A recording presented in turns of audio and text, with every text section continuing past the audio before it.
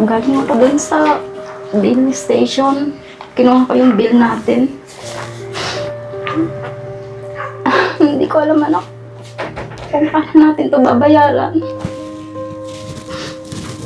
Bakit na?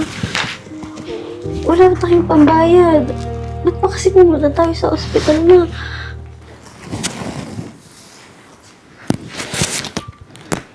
Naku ma'am, gaya nga po ng sinasabi namin, di po namin kayo i-admit dito hanggat walang down payment.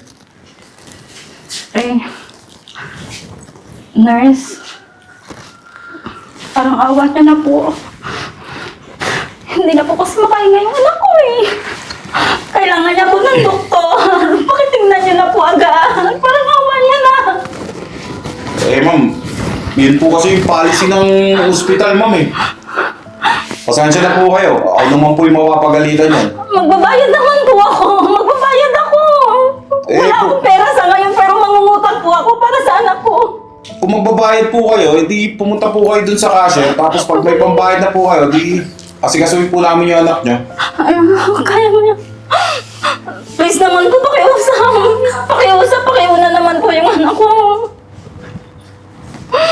Baka po may masamang mangyari sa kanya. Ma'am, wala po kami magagawa dyan. Kung wala pong down payment, tsaka ma'am, wala na pong available na room dito. Kung gusto nyo po, pumunta po kayo sa mga public hospital.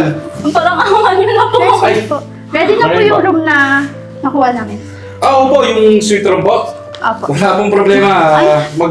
Teka, sandali lang po. Di ba nauna kami? Yung anak ko na mas nangangailangan kaysa sa kanila. Ma'am, sila po nakabayad na. Tsaka regular po dito yan. Kami yung may pambayad eh. Ano ba? Wala nga yung pera. Dito pa kayo pupunta. Private hospital to, no? Ganun po ba sa ospital na to? Kung sinong may pera siya ang mauuna? Ma'am, yun po yung policy ng hospital, ma'am. Sumusunod lang po kami. Empleyado lang po ako dito. Ako naman po yung mapapagalitan niya. Hospital to! Anong klase hospital to? Mas inuuna yung may pera? Mamamatay na ang anak ko! Hindi nyo ba narinig? Ganun nga yung policy dito, di ba? Kung wala kayong pera, umalis na lang kayo. Ma'am, pasensya na po upo lang po muna kayo tapos papasikaso ko na po kayo dun sa ibang nurse namin para ma-admit na po yung pasyente. Hindi pwede, sir. Dapat policy nyo yung mga yan. Ako na po ang bahala, ma'am. Huwag na po kayo ma-stress. Upo na po muna kayo dun. Sige. Ma'am, Ano ka na nga? pasensya na po talaga. Hindi ko po magagawa ng paraan yan. Kung gusto niyo po, gumawa muna kayo ng paraan tapos saka kayo bumalik dito. Ano? Balik naman tayo sa ibang araw. Kayo na po yung bahala dito kasi kasuhin ko lang po yung ibang pasyente. Ito kaya ba? Kaya naman.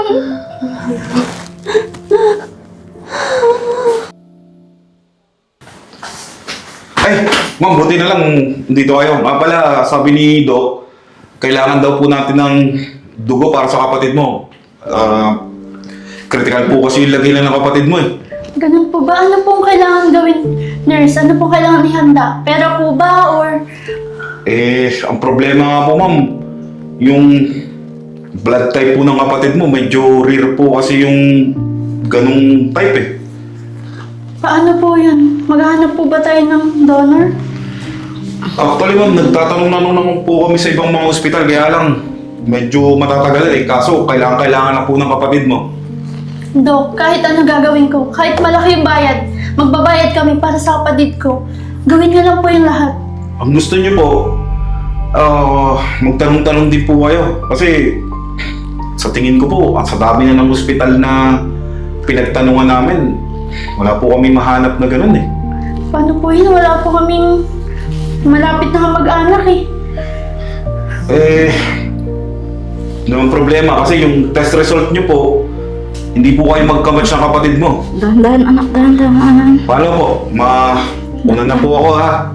Balitaan niyo na lang po ako pag may ano na po kayo. May nahanap na kayo, ha? Sige po. Salamat po. Sige po.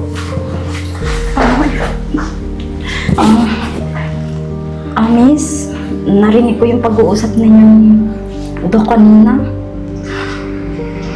Ano bang blood type ng kapatid mo? AB negative po eh. Medyo rare. Ha? AB negative? Opo. Ako, AB negative ako. Talaga po, willing po kayo mag-donate? Paano po kayo matutulungan? Paano po ako makakabawi? Magkano po yung kailangan niyo para mag-donate? Miss, hindi naman to tungkol sa pera. Yung tulong na binibigay ko, binibigay ko yun ng buong puso, nang walang kapalit. Ang importante sa akin, yung may buhay na mailigtas.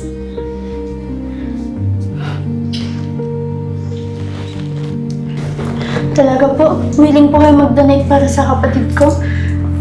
Oo. Maraming salamat po ah. What if ano po, tutulungan ko po kayo mapa-admit yung anak niyo para wala na po kayong problema. Talaga, miss? Naku, Opo, maraming makabawi man salamat lang po. anak, Tara po. bumalik tayo doon. Dahan-dahan lang. Dahan-dahan. Ano po bang sakit niya?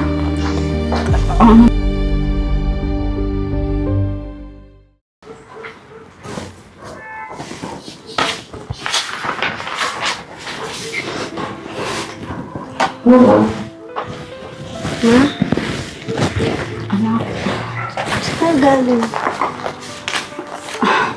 mabuti. Gising ka na. Ay naku ma. So ka na yung pakiramdam ko. Ano yun? Hawak na. Galing ako doon sa billing station. Kinuha ko yung bill natin.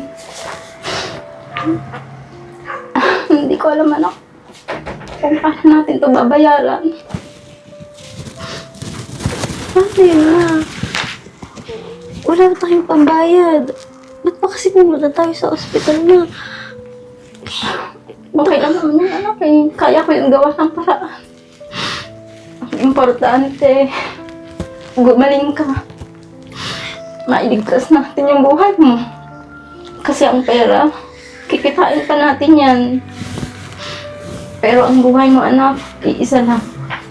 Ma, paano mo? Sa tayo hanap ng pera?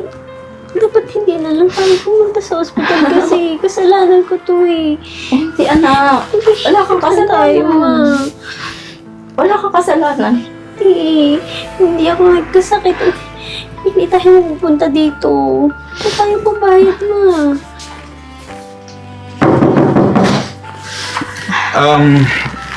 Gandang araw po, ma'am. Ito po Magandang yung bagong bill niya pa. Ah, sigurado po ba kayong sa amin to? Opo. Eh, bakit po zero na? Wala na po kaming babayaran? Opo. Kasi may nagbayad po ata ng bill niya.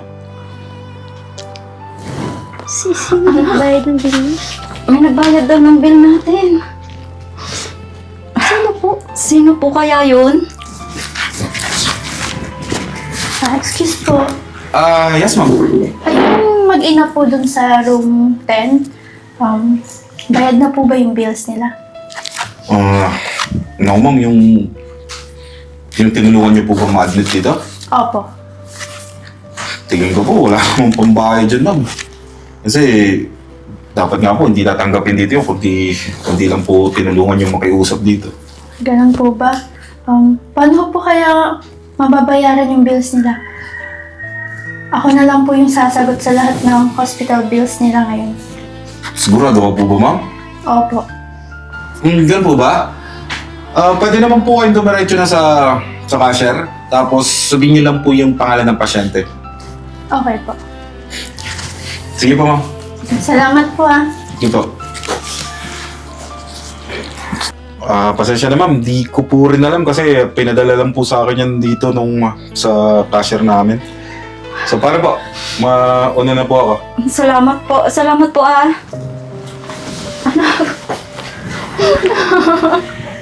Bayad na talaga? Wala na tayong utang. Alam siguro ng Panginoon na wala tayong pambayad.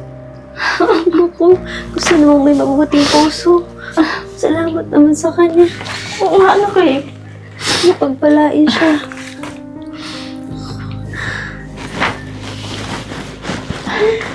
Ma'am, kumusta po yung lagay ng anak niyo? Okay naman na siya. Mabuti naman po. Okay naman na siya ngayon. At saka isa pa. Nang problema ako sa bill namin pero hulog ng langit dahil bayad na, wala na kaming bill. Anak, wala na tayong bill. Dininig na ng Panginoon yung dalangin natin. Pasensya na po alam kong wala akong mukhang mahiharap pero gusto ko lang din po kumustahin yung anak nyo as pambawi din po sa mga maling nagawa ko kanina. Ba't nga ho pala kayo naparito? Gusto ko lang din po humingi ng pasensya sa mga maling nagawa ko kanina. At magpasalamat na lang din po kasi tumulong po kayo para mag-donate ng dugo sa kapatid ko. Alam mo, miss, wala naman po sa akin yun eh. Ang importante lang naman po dito, yung makatulong tayo. Mayaman man o mahirap. Pero sobrang laking pasalamat ko po kasi malaking bagay po yung naitulong niya sa kapatid ko. Buhay po yun. Ako nga rin eh, kung sino man yung tumulong din sa amin para magkaroon ng kwarto sa ospital na ito at saka yung magbayad ng bill namin, sobrang laking pasasalamat ko rin. At ngayon, okay na yung anak ko. For sure, Nay, pambawi yan sa mga mabuti niyong nagawa para sa ibang tao. Oo nga eh. Paano po? Mauna na po ako May lalakarin pa po ako eh. Oh, sige ho. Salamat Maraming po sa pagbisita. Salamat din po. Pagaling ka ha. Salamat po. Magpagaling ka na rin anak ha. Para lumabas na rin tayo ng ospital. Magtitinda pa tayo ng gulay.